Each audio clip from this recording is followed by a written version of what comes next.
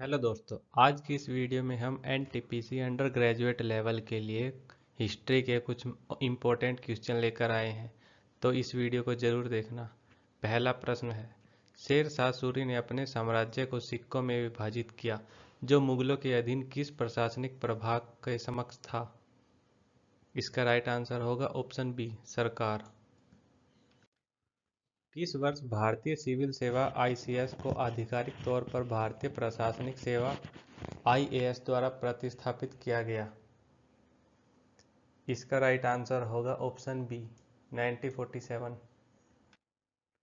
भारतीय सिविल सेवा और भारतीय पुलिस को किस वर्ष भारतीय प्रशासनिक सेवा और भारतीय पुलिस सेवा द्वारा प्रतिस्थापित किया गया, जिन्हें बाद में अखिल भारतीय सेवाओं के रूप में मान्यता दी गई।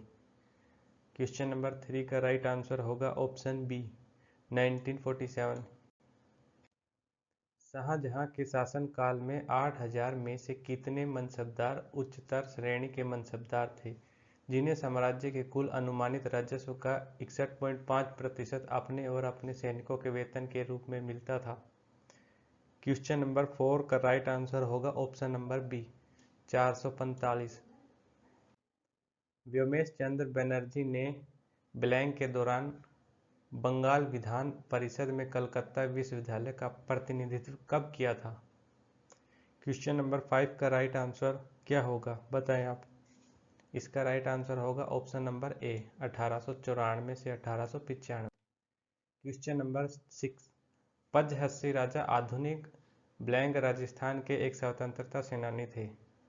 दोस्तों, आपको इस प्रश्न में बताना है कि वे कहाँ के स्वतंत्रता सेनानी थे। इसका राइट आंसर होगा ऑप्शन नंबर ए, केरल। क्वेश्चन 7, भारत के मध्य प्रदेश के खजुराहो में स्थित कंदरिया महादेव मंदिर के निर्माण का श्रेय किस चंदेल शासक को दिया जाता है। क्वेश्चन नंबर 7 का राइट आंसर होगा ऑप्शन नंबर ए, विद्याधर को।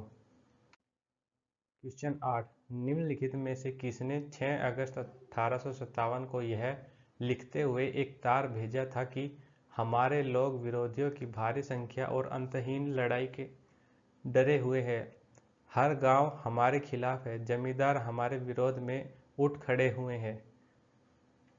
बताइए इस प्रश्न का राइट आंसर। इसका राइट आंसर होगा option number A, lieutenant colonel Tytler. Question number 9, प्रारंभिक वर्षों में सीमित स्वशासन प्राप्त करने के लिए कांग्रेस नेताओं का दृष्टिकोण क्या था। इसका राइट आंसर होगा ऑप्शन नंबर ए, हिंसक विरोध प्रदर्शन। निम्नलिखित में से किस वर्ष बंगाल सरकार ने कलकत्ता इलेक्ट्रिक लाइटनिंग अधिनियम पारित किया। क्वेश्चन नंबर 10 का राइट आंसर होगा option number B, 1895। Question number 11, भारत में खान अधिनियम किस वर्ष लागू किया गया। इसका राइट आंसर होगा ऑप्शन नंबर डी, 1952 में। क्वेश्चन नंबर 12, निम्नलिखित में से किस इंडो ग्रीक शासक का राजदूत हेलियोडोरस भगवान कृष्ण का भक्त था और किसने विदिशा में एक स्तंभ स्थापित किया। क्वेश्चन नंबर 12 का राइट आंसर क्या होगा। इसका राइट आंसर होगा ऑप्शन सी, एंटियालकिड्स। बुरहान उल मुल्क को अवध का निजाम निम्नलिखित में किस वर्ष नियुक्त किया गया। क्वेश्चन नंबर 3 का राइट आंसर होगा ऑप्शन नंबर बी, 1722 में। क्वेश्चन नंबर 14, कुंडारा उद्घोषणा, जिसमें खुले तौर पर अंग्रेजों के विरुद्ध हथियार उठाने का आह्वान किया गया था, निम्नलिखित में किस स्वतंत्रता सेनानी से संबंधित है। राइट आंसर होगा option number B, Veluthampi. Question number 15, Magadha काल की न्यायिक संरचना में व्यावहारिक कौन था। इसका राइट आंसर होगा ऑप्शन नंबर ए, वकील न्यायाधीश। क्वेश्चन नंबर 16, देवी आंदोलन भारत के निम्नलिखित में किस क्षेत्र में हुआ था। इसका राइट आंसर होगा ऑप्शन नंबर डी, दक्षिण गुजरात में। Question number 17, Dutch east India company ने भारत में अपना पहला कारखाना किस स्थान पर स्थापित किया। क्वेश्चन नंबर 17 का राइट आंसर होगा option number D, Pettapuli. Question number 18, Bharat में ब्रिटिश शासन के संबंध में नरमपंथी कांग्रेस नेताओं की मुख्य धारणा क्या थी? क्वेश्चन नंबर 18 का राइट आंसर होगा ऑप्शन नंबर बी, ब्रिटिश शासन का समर्थन। प्रश्न संख्या 19, विभाजन के समय वर्तमान उड़ीसा के कितने छोटे राज्यों को भारतीय संघ में एकीकृत किया गया था? राइट आंसर होगा ऑप्शन नंबर बी, 26। 1693 में पौंडीचेरी पर डचों ने कब्जा कर लिया था, लेकिन खालिस्तान में रिस्विक की संधि द्वारा इसे फ्रांसीसी कंपनी को वापस कर दिया गया। राइट आंसर होगा ऑप्शन नंबर डी, 1699 में। क्वेश्चन नंबर 21, रोहिल्ला प्रमुख नजीब उद दौला ने ब्लैंक में महत्वपूर्ण भूमिका निभाई। राइट आंसर होगा ऑप्शन नंबर सी, पानीपत के तीसरे युद्ध में। भारत में हम्पी में स्थित हजार राम मंदिर की स्थापना सबसे पहले किस काल में की गई थी? राइट आंसर होगा ऑप्शन नंबर डी, 15वीं शताब्दी की शुरुआत में। भारत में अंग्रेजों के विरुद्ध तमाड़ आदिवासी विद्रोह का नेतृत्व किसने किया? राइट आंसर होगा ऑप्शन नंबर बी, भोलानाथ सहाय ने। प्रश्न संख्या 24, राजेंद्र चोल प्रथम के पुनर्जीवित श्री विजय साम्राज्य पर अपने 9 सैनिक अभियानों के लिए जाने जाते हैं। राइट आंसर होगा option number B, Indonesia. Chola साम्राज्य 9वीं से 13वीं शताब्दी तक प्रभुत्व में रहा। क्वेश्चन नंबर 15, भारत में शक वंश की स्थापना किसके द्वारा की गई थी? राइट आंसर होगा ऑप्शन नंबर डी, माउज के द्वारा। एसयूली सांस्कृतिक परंपरा मुख्य पत्थर की किस प्रकार की उन्नत और समृद्ध औजारों के लिए प्रसिद्ध है? राइट आंसर होगा ऑप्शन नंबर ए, विदारणी और हाथ की कुल्हाड़ी।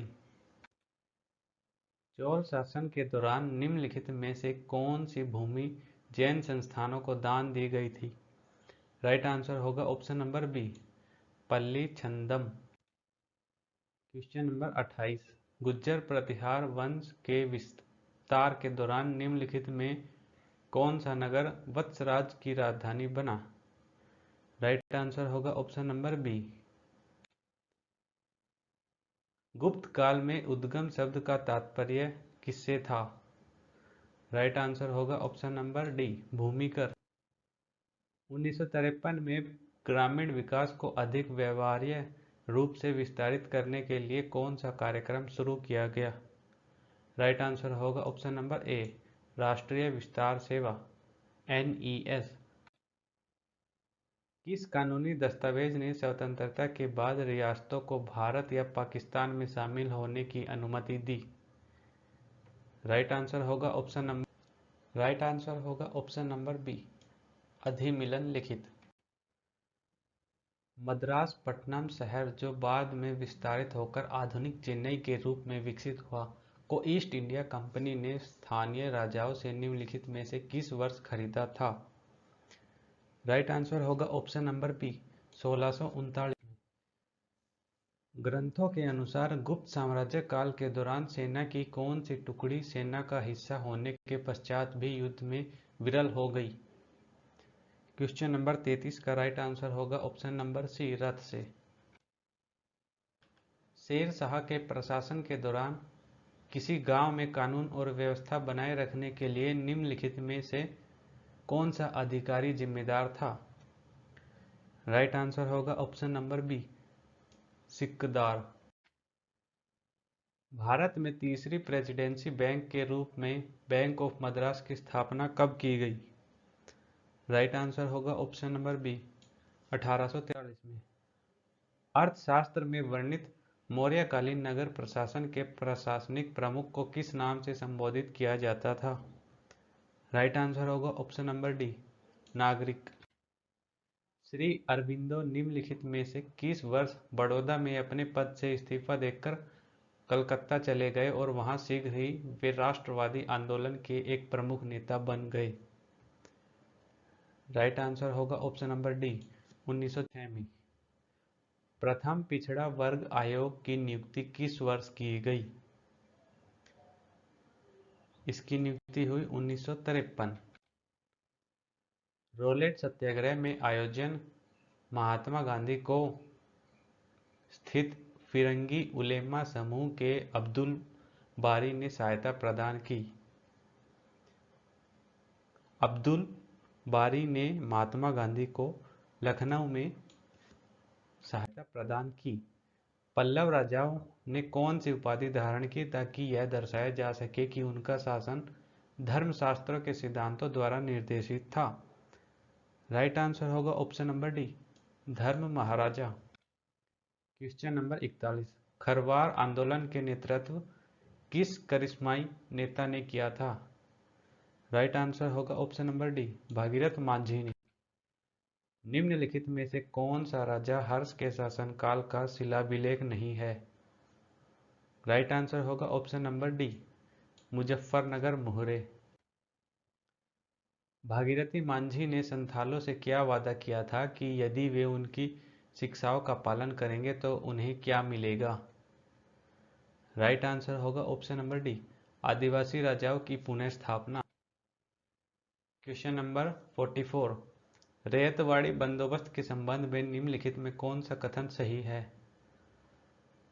इसे थॉमस मुनरो ने विकसित किया था। यह बंदोबस्त सीधे किसानों के साथ बनाया गया था लेकिन जमींदारों के साथ नहीं बनाया गया था। इसका परीक्षण टीपू के कब्जे वाले क्षेत्रों में छोटे पैमाने पर किया गया था।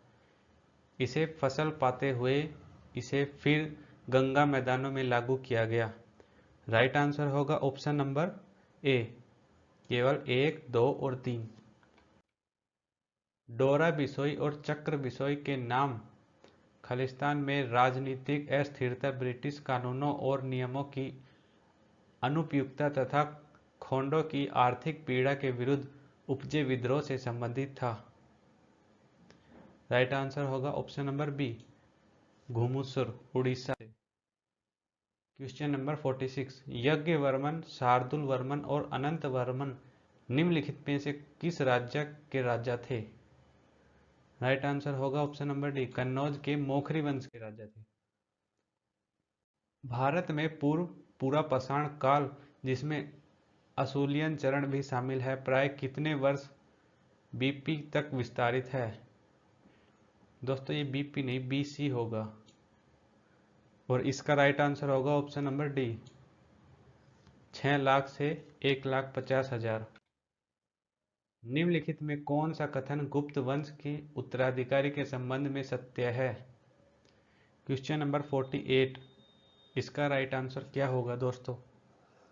राइट आंसर होगा ऑप्शन नंबर डी, पुत्रों को एक सभा के समक्ष अपनी योग्यता सिद्ध करनी होती थी।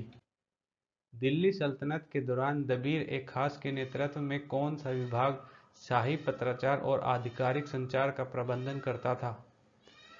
राइट आंसर होगा ऑप्शन नंबर ए, दीवान ए इंसा। आज का लास्ट प्रश्न, गुप्त काल के दौरान गुप्त सेना के सेनापति को क्या कहा जाता था? राइट आंसर होगा ऑप्शन नंबर डी, ये दोनों को महामात्य कहा जाता था, यानी कि मंत्री। दोस्तों इस वीडियो में इतना ही। इसका पार्ट 2 आएगा जिसमें 51 से 100 प्रश्न की वीडियो होगी, तो आप ज़रूर देखना। धन्यवाद।